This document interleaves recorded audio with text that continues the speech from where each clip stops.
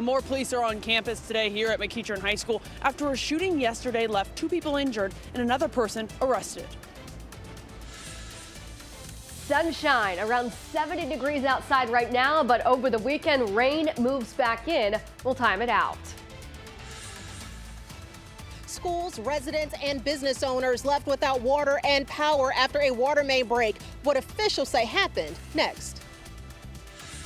And crews continue to try to clear a crash that occurred there on the I-75 southbound lanes right around the downtown connector where it meets on there on the northern tier of it. We're going to continue to keep you updated on how you can get around this and move through there smoothly for your evening commute. 11 Alive News at 4 p.m. starts now. Well, good afternoon and welcome to 11 Alive News at 4 o'clock. I'm Faith Jesse. And I'm Jonathan Martin. First at 4 this afternoon, a teen is in police custody after a shooting yesterday in the parking lot of McEachern High School. Now, police say they're still searching for another person right now. 11 Alive's Molly Oak is live outside the high school campus tonight. So, Molly, anything we know about this person police are still looking for? Well, this morning, guys, police emphasize that this is still an active investigation. That's because they are still searching for a person who they say also pulled out a gun and started shooting, but say that person didn't hit anyone. I wanted you to look at your screen for video from yesterday. This is from the scene. Cobb police say they arrested a 17-year-old shooter around midnight in Union City. And that teen is charged with 2 counts of aggravated assault and possession of a firearm on school property. Now, this is video from social media reportedly showing the shooting outside McEachern. Cobb County Police won't confirm its authenticity, but did tell us it is part of the investigation. The police chief says the 17-year-old they arrested is from Powder Springs and was originally a witness to the fight before pulling out a gun and shooting 2 people, one in the arm and another in the leg. Now, police say both those victims are expected to be okay. Notably, the victims were not McEachern students, but had engaged in a physical altercation with McEachern students. Now, police just out of an abundance of caution and for people to feel safer, there are more police on campus today for both students and staff. They also added that if anyone has any information about what led up to that shooting or who that second shooter could be, go ahead and give police a call. Guys. Molly Oak live for us. Thanks so much. New details this afternoon about an incident at Maynard Jackson High School this morning. School officials say a student was hurt and taken to the hospital during an altercation involving several students around 8:45 this morning. Well, despite rumors of a gun being pulled, officials tell us no firearm was found there. They did find 2 knives, though, on one of the students, but they were not used during the altercation. The school remained on a lockdown, interior lockdown, meaning no moving around through classrooms for the remainder of the day. And all after school activities have been canceled. Atlanta Public Schools police are still investigating that incident. And as a reminder, whenever news breaks, you can stay connected for the latest developments through the 11 Alive News app. Scan that QR code there on your screen, download it straight to your mobile device, and it is free. Within the last 3 hours, Fulton County District Attorney Fani Willis admitted to a personal relationship with an outside prosecutor she appointed to manage the election interference case against former President Donald Trump. In a 176-page court filing, Willis said she and Nathan Wade developed a relationship in 2022, but that there was no relationship prior to his appointment as special prosecutor. Willis denies any claims of misconduct and says there was no evidence that the relationship between her and Wade had prejudiced the case. We'll have more on this story, including one legal expert's take on the impact on the election interference case. That's coming up tonight at 6 o'clock. All right, but right now, let's bring the rest of our team here at 4 o'clock. Meteorologist Melissa Nord and Andrew Wilson here filling in for Crash Clark. So good to have you both here. Melissa, how's it looking as we head into this weekend? Isn't it just the most perfect spring-like day? Oh, yeah. It's so nice. Beautiful out there. We were at 70 this afternoon. Wow. Sunshine. I mean, this is one of those evenings where you want to take a walk in the park after work or like enjoy a nice beverage outside, but that will not last for the whole weekend. So that's what we're focused on. I know it's sunny out there now, but I want to talk about the next kind of inconvenience to your outdoor plans. And that's going to be this storm system coming in here for the day on Sunday. So you notice here on the forecast radar, we're dry tomorrow afternoon, but as we head into Sunday morning, rain showers start pushing closer to West Georgia. And then as we get into Sunday afternoon, we're going to have some rain on top of parts of the metro area as well. So some of us will see a very wet day Sunday. Others of us will not see a total washout. We'll talk more about that in about 15 minutes. Let's talk about this sunshine outside right now. We made it to 70 this afternoon, currently 69 in Atlanta. Nice nice little northwest breeze keeping that airflow going. We're still at 71 in Athens, upper 60s right near Marietta, Covington, Peachtree City is 68, and this evening, mostly clear skies make for a really comfortable evening. We're in the upper 60s now. Sunset time this evening is 6:09 o'clock, and we will see temperatures falling back to the 60s through sunset and then 50s on the way for this evening. So enjoy the weather now. Tomorrow's not bad, but then rain moves in for Sunday. We'll talk more about all of that coming up in just a bit. Let's get a check on that Friday rush. How are things going, Andrew? Melissa, it's nice to see the nice weather out there because that helps people get home a little bit easier, right? But remember, keep it slow out there. Taking a look out right now out around the city, we do have a crash that occurred on I-75 southbound right before it hits the downtown connector here. You see that traffic is still fairly slow through there. Crews were able to get the crash over to the shoulder. You still see it over here on the right as you come around the corner. Make sure you give those crews plenty of room as they try to get that scene completely cleared. But thankfully, again, they at least have it over on the shoulder. There's a bit of a closer look at it. We also have another crash that occurred on the I-285 southbound lanes here. That's on the west side. That's going to be south of the I-20 corridor. Here's a look at where it is. Again, it's going to be right there around Camp Creek Parkway. We're going to continue to keep a close eye on that. Thankfully, traffic moving fairly smoothly through there still, though. Jonathan? All right, thank you so much, Andrew. Well, the man accused in a triple murder in Cobb County is pleading guilty to at least 16 charges in that case. Brian Roden is accused of shooting and killing 3 people at Pine Tree Country Golf Course back in 2021. He faces 3 consecutive life sentences plus possible additional time.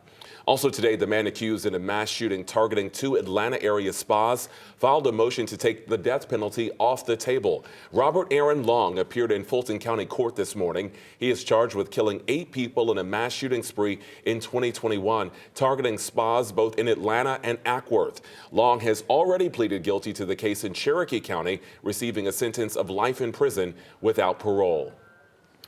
All right now we'll take a live look here, an update to some breaking news to a story we first brought to you live at noon. Crews are working to repair a water main break. This is in DeKalb County. It brought schools and businesses to a halt and also left residents without water and power for hours. We want to get straight out to 11 Alive's Latasha Gibbons, who has been covering this story throughout the day. She is joining us live from McClendon Drive and North Avenue. Latasha, you're near where this water main break happened. What's it looking like right now? That's right. Good afternoon, Faith and Jonathan. This water main break has been causing a lot of issues since this morning. Some residents and business owners have gone without power and water, and some schools either had to relocate their staff and students or close for the entire day. I'm going to step out of the way and show you a live look from the ground here. We know you just saw the chopper view. Here's what officials say happened. Around 6:30 this morning, Watershed Management noticed a drop in water pressure and sent crews to the 800 block of McClendon. This is where it caused structure damage. These pictures show the aftermath of what gallons of water spewing on the road left behind. The trickle-down effect is that a power line was impacted, so some residents lost power as well as businesses. There were 5 DeKalb County schools that had to relocate to other locations, and all of Decatur City schools were closed for the day. At last check, Georgia Power says 176 customers remain without power, and officials tell us they're not able to get direct access to the area until the county crews stabilize the road. The break to the pipe has been isolated. We know where it is, and the water has been stopped in that area.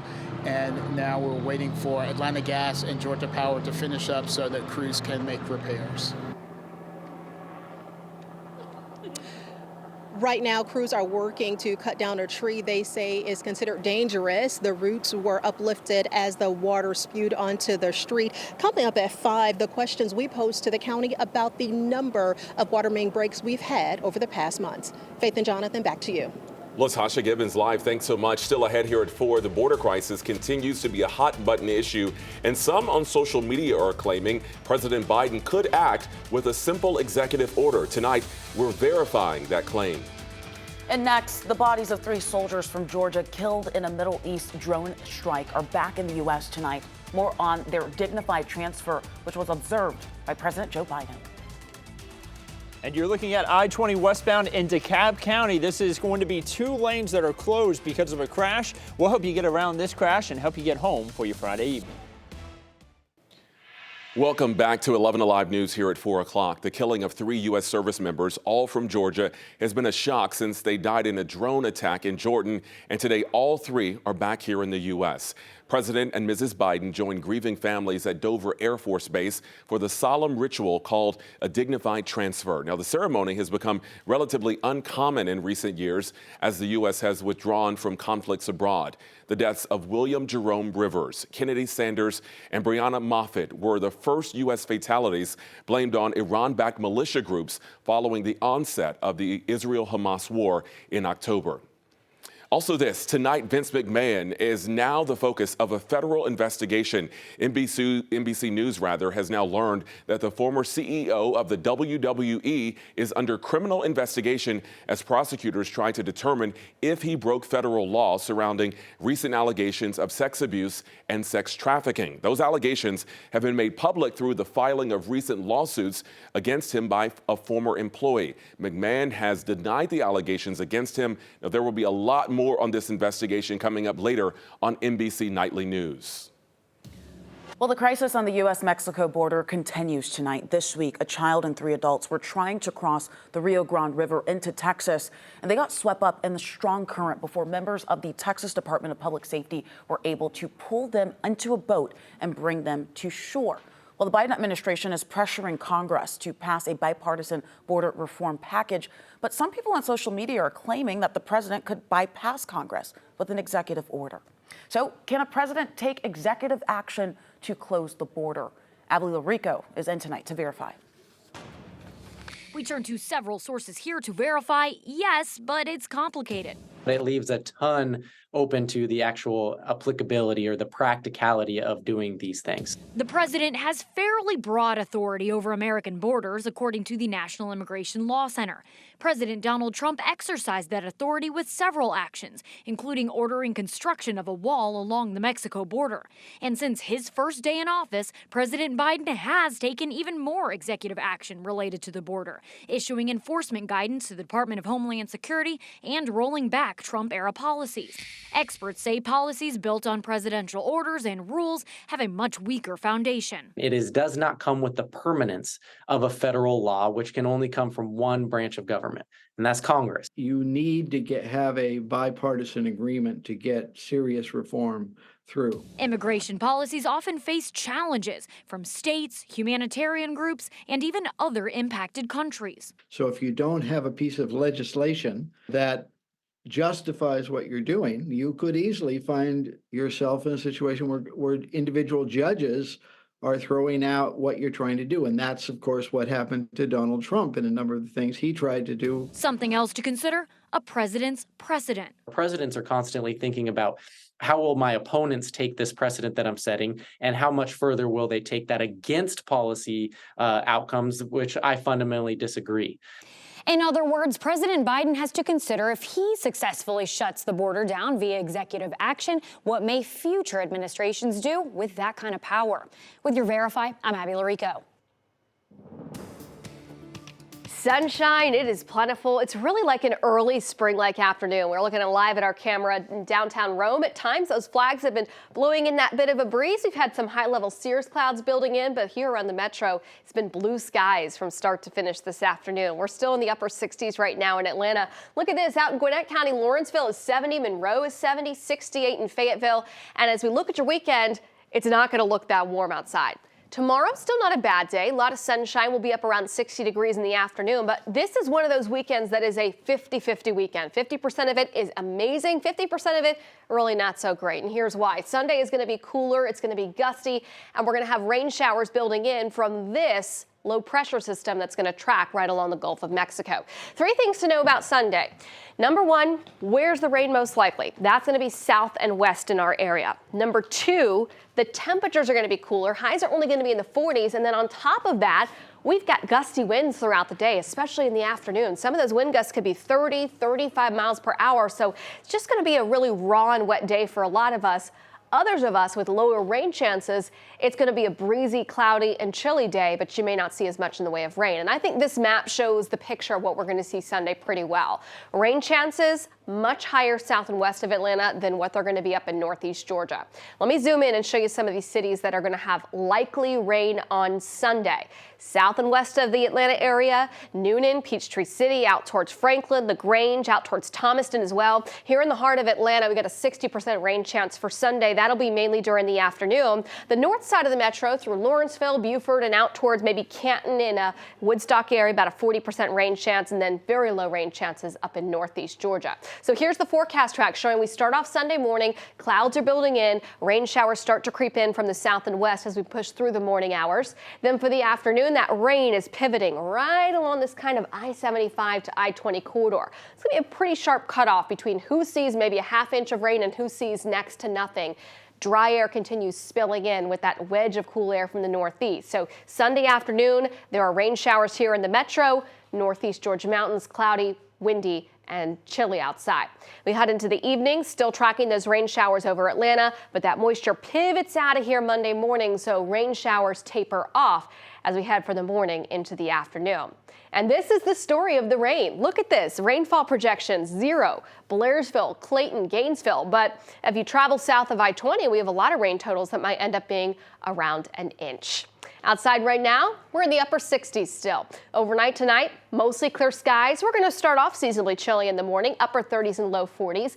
Tomorrow is a breezy day, not as warm as today, but overall pretty nice. We'll climb up by lunchtime to 53, then topping at around 60 in the afternoon. Northeast winds will keep us cooler than where we are today. Here's your 7-day forecast tracking that rain moving in on Sunday with gusty winds clearing out early Monday. Night into next week. Let's check on your drive on this Friday. How are things going, Andrew Wilson? Melissa, I wish the commute was as smooth as what the weather is doing right now, but we do have a couple of slowdowns out there, especially here on I-20 westbound. This is going to be right before you hit I-285 in DeKalb County. You see that the crash has 2 lanes blocked actually right there, and it's going to be back up for quite some time. So you may want to go ahead and take Covington Highway and then make it all the way up to I-285, then head southbound, northbound, whichever direction you may need to head. Again, they still have multiple Hero units there on the scene as they try to clear that accident. Another accident that's located right there on I-285 southbound before Camp Creek Parkway. We'll continue to keep a close eye on that accident as well, but thankfully it looks like that accident not as serious. Andrew, thanks so much. Okay, so this is the day the nation looks to an animal which gorges itself all summer and then sleeps through most of the winter, all to figure out when spring will arrive. Glad tidings on this Groundhog Day. An early spring is on the way. So that was the proclamation being made early this morning by the Inner Circle at Gobbler's Knob. The most famous groundhog in the world, Punxsutawney Phil, emerged from his winter slumber. And after surveying the large crowd on hand, Phil let it be known that he did not see his shadow. So as for here in Georgia, Bo came out of his home at the Dawson Trails Nature Center in Butts County and said it will be an early spring, at least for us as well. And in case you're wondering which fuzzy forecaster is more accurate with predictions for the weather in our area, a recent analysis done by 538.com showed that Bo fared better than Phil. And if we're looking at today's weather, this just might be a preview of an early spring, Melissa. It's nice. But, you know, Andrew, I would say that we're both more accurate than 70%. Yeah, I would say so as well. I agree. I agree with that. I think we can beat the groundhog. You can trust your 11 Alive storm trackers. I gotta say, it kind of felt like a tailgate. I've never seen that before. You've never seen a Punxsutawney? No, I had no idea. No, it's a party. I was like, what? Yeah, it's crazy. It's their one event of the year. Wow. I want to go next year. More to come here at 4. Right now, there is a bill under the Gold Dome looking to reduce the amount of time for early voting here in Georgia by 1 week. Coming up, we'll look at where it sits in the legislature. And the question, how is everybody doing? It seems like a simple one, but Elmo found out it was a little complicated. Hear what Elmo is now saying coming up. You're watching 11 Alive News at 4. Well, the musical lineup for this Sunday's Grammys Awards is one amazing concert lineup, to be frank here. Earlier this week, we told you that U2 would be performing live in the show directly from Las Vegas. Now you can add Tracy Chapman. The singer has not performed in public in years and will return to the stage Sunday to perform her iconic song 1988 hit Fast Car. It'll actually be a duet with Luke Combs, who's nominated in the Best Country Solo Performance category for his cover of Chapman's song. So Chapman woman has performed for the cameras only 3 times since completing her last tour, which was in 2009. Well, it turns out that a fuzzy red puppet has opened the eyes of America to a grim truth, and it all started with a simple question. So the popular Sesame Street character Elmo took to X on Monday and said, "Elmo is just checking in. How is everybody doing?" Well, since then, the post has been viewed more than 200 million times. Safe to say the answers may not have been what Elmo was expecting. Celebrities, news outlets, and fellow Sesame Street characters all replied with answers with despair, dread, and exhaustion. Thousands of people chimed in with posts like, "I'm depressed and broke. I'm at my lowest. Thanks for asking." Well, during an interview this week with CNN, Elmo explained why it's so important to check in with friends. Elmo's not really sure. Elmo was surprised because Elmo didn't realize that when you ask someone how they're doing, you have to be ready because maybe someone's not doing well or maybe somebody is. But it's an important question to ask, and Elmo's learned a lot about that. Well, because of the overwhelming response, Sesame Street actually shared some mental health resources on their website. Yeah. And while it's Elmo, it may be a little funny there. It's really a serious situation where I think we all can check in with our friends, our coworkers, everyone. It's so important because even if you smile and say, "Oh, good morning," every single day, you have no idea what people are dealing with at home or even in their own minds. Yeah, and taking interest in the people around you's lives.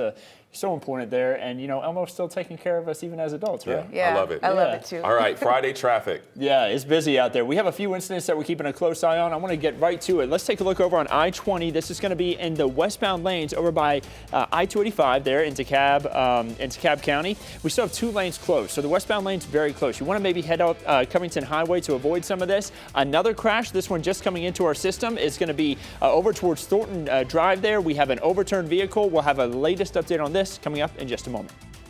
And sunshine's been plentiful outside today, but for the whole weekend, I cannot say the same. We're tracking a soggy finish to it, a windy and colder finish to it. We'll time that out next at 4:30.